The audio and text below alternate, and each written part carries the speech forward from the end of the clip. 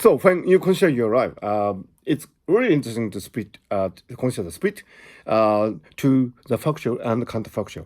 For example, in fact, you might have failed, and that failure is accompanied by a counterfactual self, which might have succeeded. And this is quite interesting to consider because, you might, in the many words interpretation of quantum mechanics, you might consider that in the counterfactual world, you might have actually succeeded if you have taken another path, if you have made another choice. And it is really interesting to consider what possible choices you could have made, what actions you could have taken. And if you consider that, then the counterfactual self would become really vivid.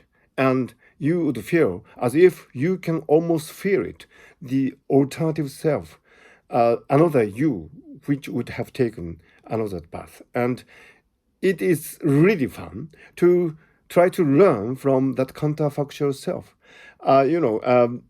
Learning is always a process of signals from the error you made. And if you want to adjust your actions in the future, of course, the past is already done, so you cannot do anything about it from conventional point of view. Well, if you take an unconventional point of view, maybe you can do something about it, but I don't think so. So anyway, the future is the only open possibility for you to adjust in order to, improve your performance in the future.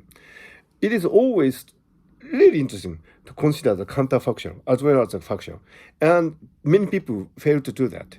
And interestingly, Japanese shogi and Go masters, they always do this because, when they finish a match, they always go back to the, in-betweens and processes of the match, and they discuss together what choices they could have made during the match, and that would actually lead to a really robust and wonderful growth of the neural networks in their brains, and that's how they become champions and masters and so on. So, in our life, we rarely look back on the past and consider what kind of counterfactual self could have emerged if you have taken another path.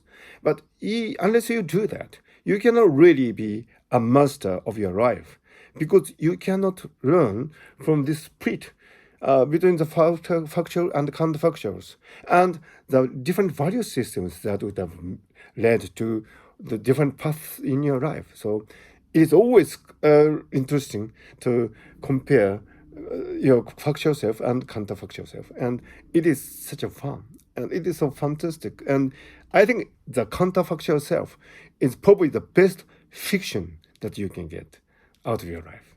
It's much better than probably than Star Wars and Lord of the Rings combined.